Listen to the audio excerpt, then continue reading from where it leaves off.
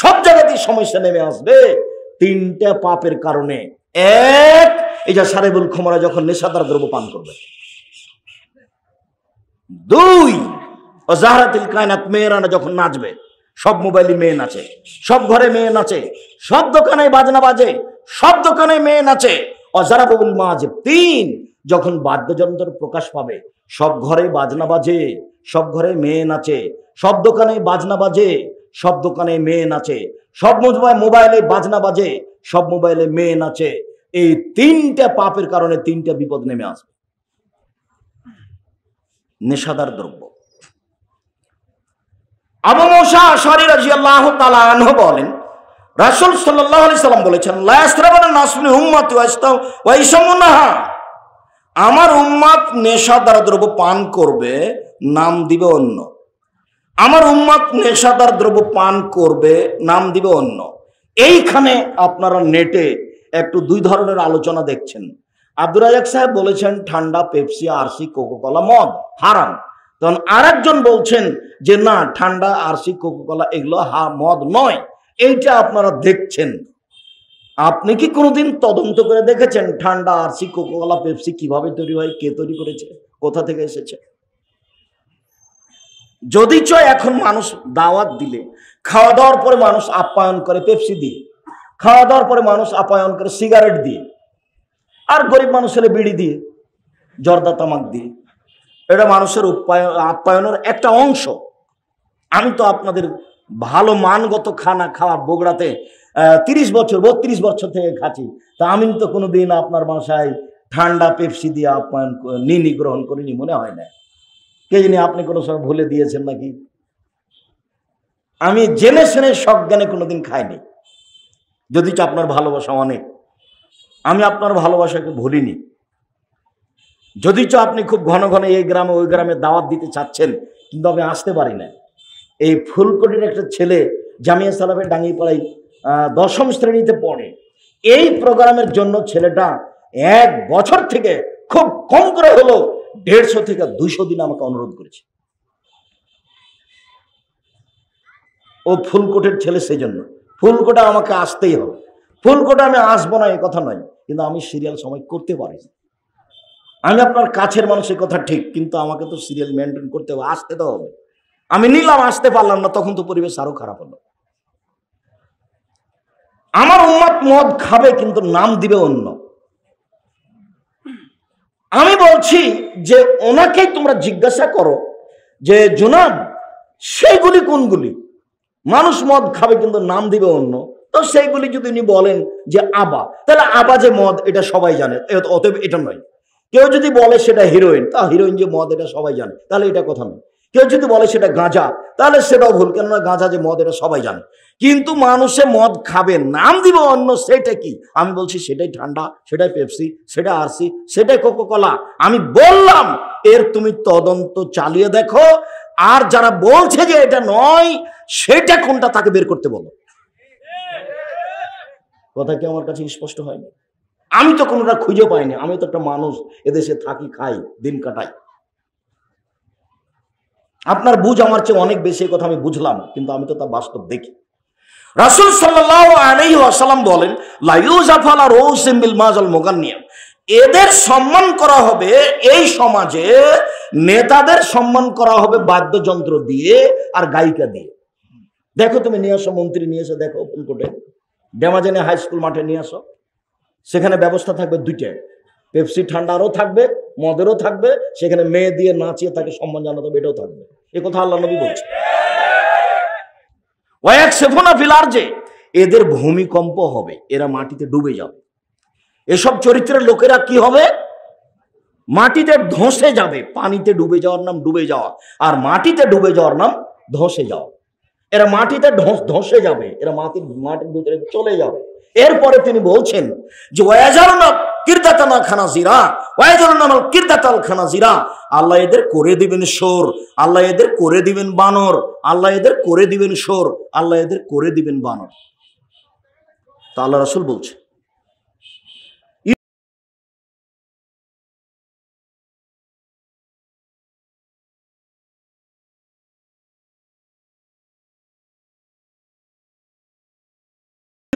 অশরাবিন মদ নিয়ে, অলাবিন খেলতামাশা নিয়ে, এই তিনটা জিনিস নিয়ে আমার উম্মাত রাত অতিবাহিত করবে।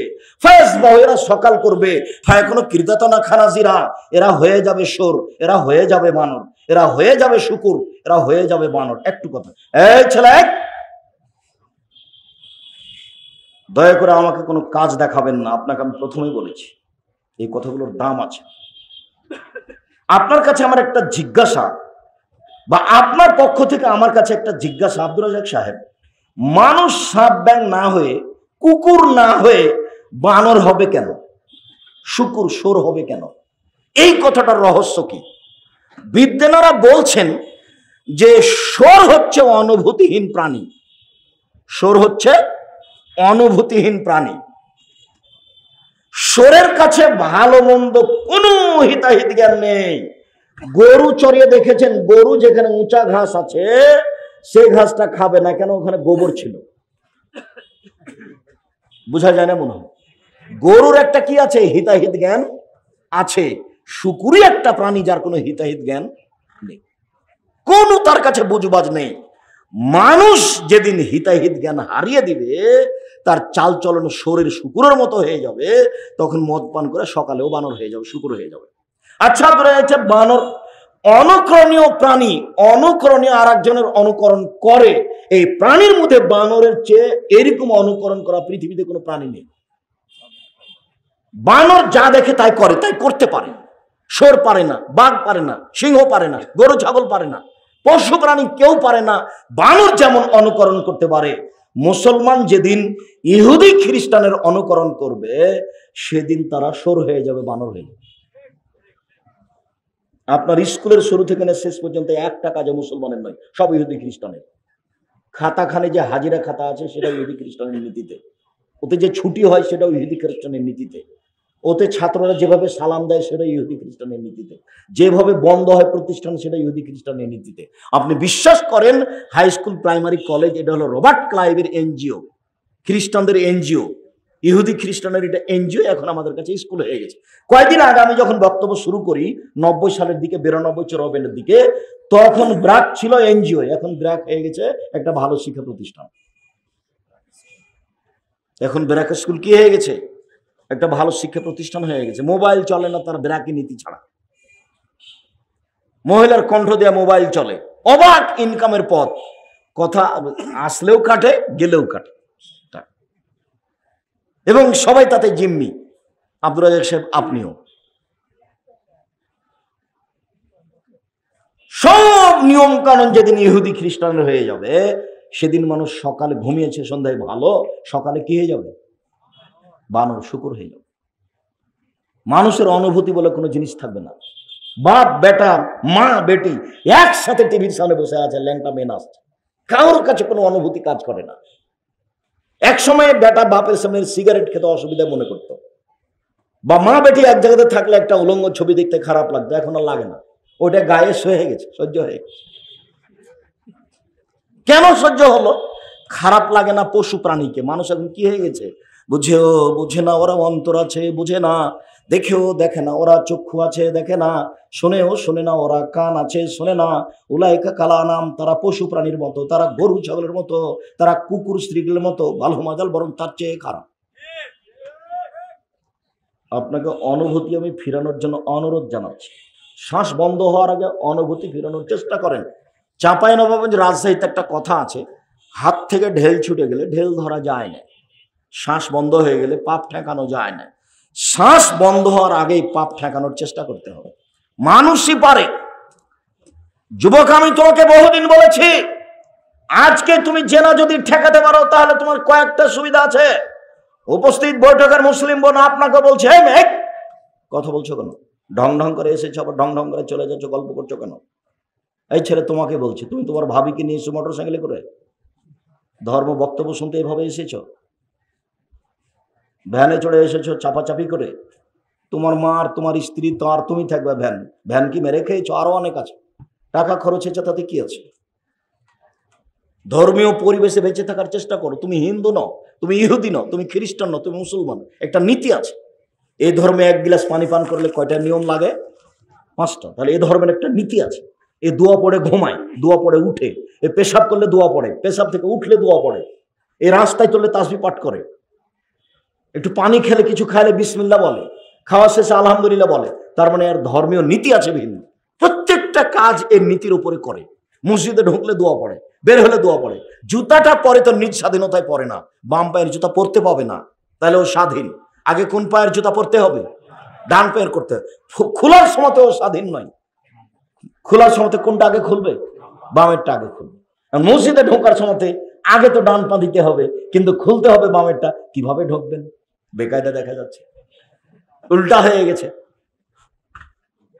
একজন মাওলানা, ওনাকে ছাত্রটা জিজ্ঞাসা করেছে, ওস্তাজি কেমন হয়ে গেল, মসজিদে তো ঢোকার সময় ডান পা আগে দিতে হবে, তো জুতাটা আগে তো বামের খুলতে হবে, এটার কি উত্তর?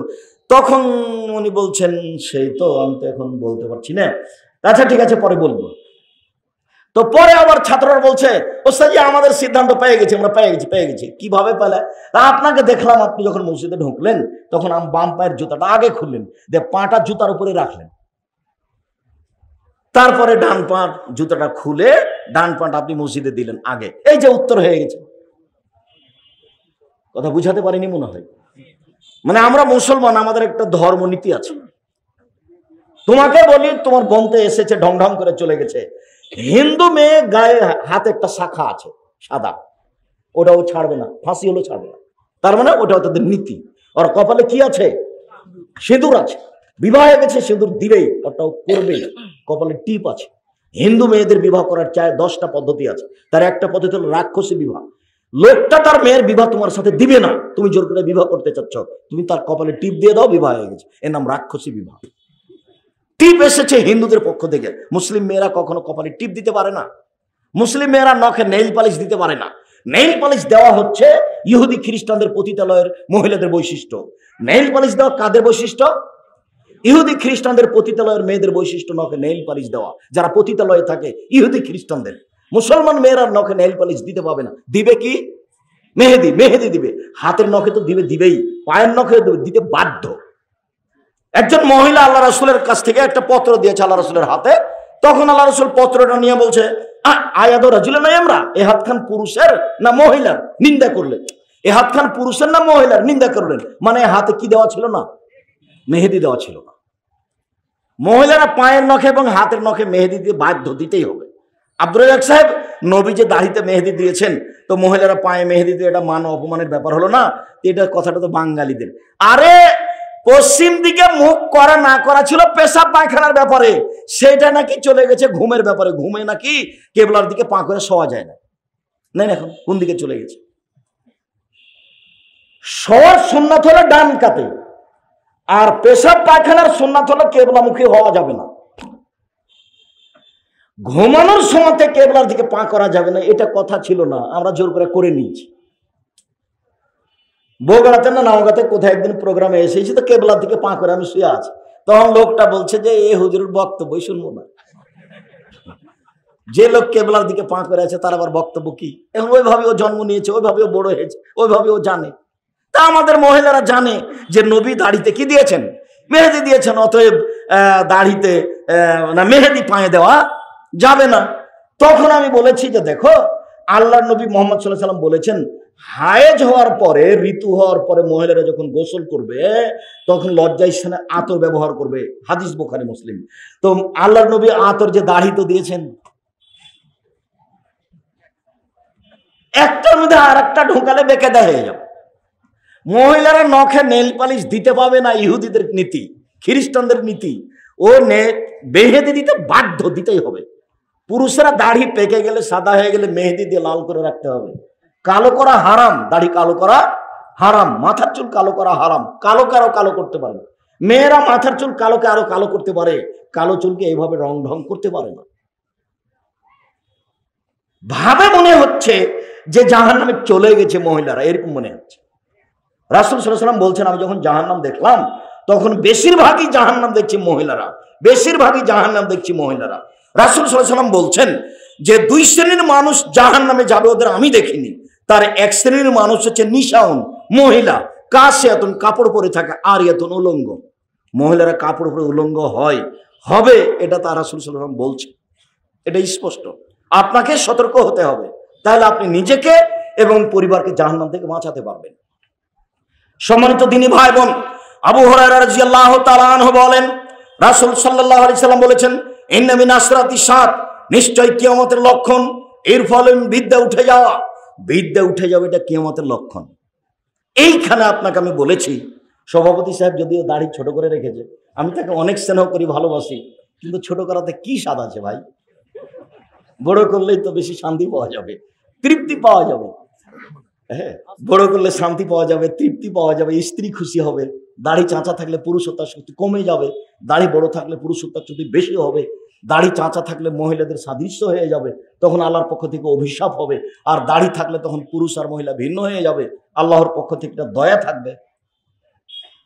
তা আমি বললাম যে আপনাদের বগুড়া ফুলকোট ডেমাজানির একটা ছেলে লন্ডন থেকে পড়ে এসেছে ডাক্তারি, খুব ভালো ভদ্র নম্র ছেলে, ডাক্তারিও খুব ভালো করে, হাতে খুব যশ আছে।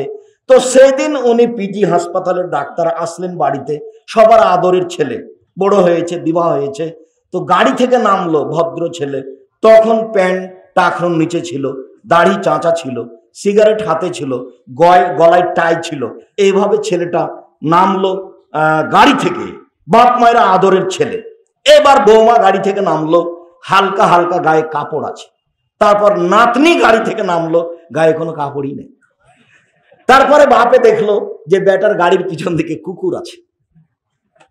আপনি বলেন, আল্লাহ ইমানদারের সাথে, ইমানের সাথে বলবেন যে ছেলের পিছনে যে টাকাটা খরচ করেছেন এটা সত্য না মিথ্যা? এই টাকার জবাব আপনাকে দিতে হবে কিনা?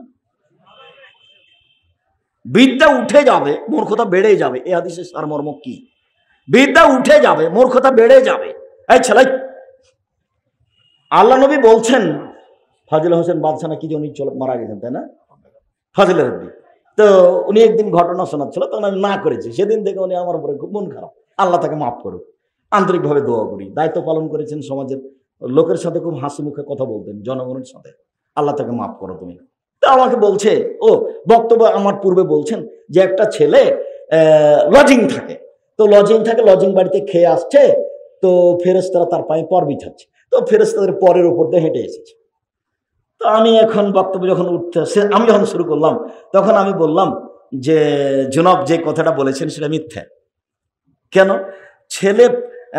ছেলের পায়ের নিচে ফেরেশতারা পর বিছায়, কথা ঠিক, কিন্তু ছেলে ফেরেশতাকে দেখতে পাবে না, এটা হতে পারে না। কবরের শাস্তি মানুষ দেখতে পারে না।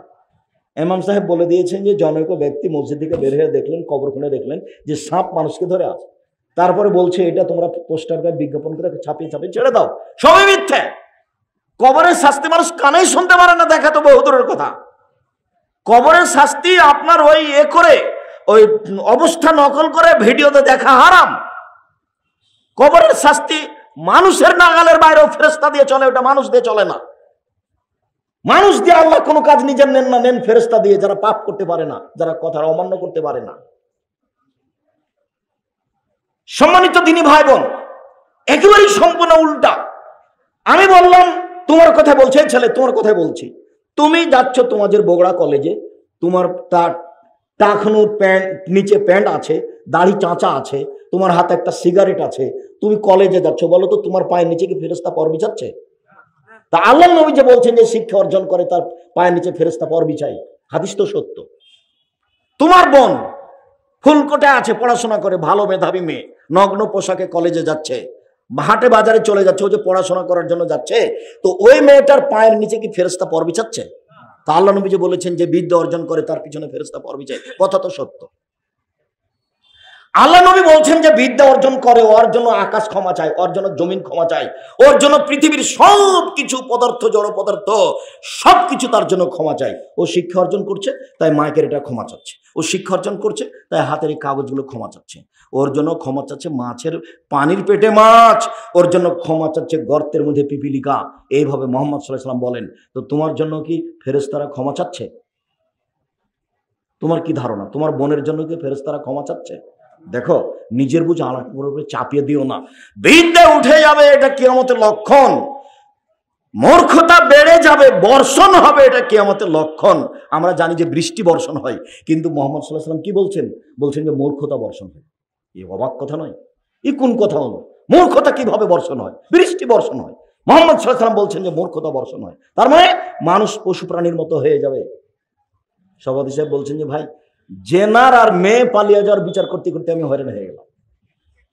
আর এই বাপে ছেলেকে জমি লিখে দিয়েছে, মাকে দেয়, বেটিকে দেয়নি, হজ করতে গেছে। সম্মানিত দিনী ভাই বোন, তিনি বলেন অয়াকশরা সালবর খামরে, মদ পান বেশি হয়ে যাবে, পৃথিবী ধ্বংসের লক্ষণ। তিনি বলেন অয়াকশরা জেনা, জেনা বেশি হয়ে যাবে, পৃথিবী ধ্বংসের লক্ষণ। জেনা হয়ে যাবে বেশি। তিনি বলছেন ওয়াইকলার রেজাল, পুরুষ কমে যাবে, ওয়াকশরা নিসা, মহিলা বেশি হয়ে যাবে। হাত্তা এখন আলে খামসেন এমরাল কাইমুল ওয়াহিদ, একজন পুরুষের অধীনে থাকবে 50 জন নারী। 50 জন সংখ্যা নয়, একজন পুরুষের সাথে হাজারো নারীর জেনা হবে। এখানে হাজারো যুবক আছে যার শত নারীর সাথে জেনার সম্পর্ক আছে। তোমাকে আমি একটা কথা বলে আলোচনার শেষের দিকে চলে আসছে। এই ছেলে বসো। আপনি আমার দিনী বোন, আপনি আমার দিনী ভাই, আপনাকে আমি একটা কথা বলে রাখি, মদ পান বন্ধ করেন, জেনা বন্ধ করেন, প্রেমের গল্প বন্ধ করেন, কয়েকটা সুবিধা পাবেন। এক, বিচারের মাঠে আপনি বিশেষ ছায়াতলে থাকতে পাবেন।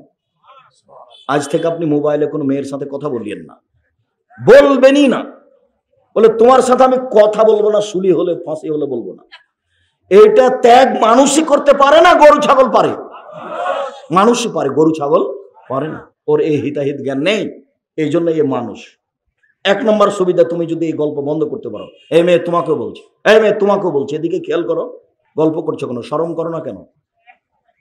2,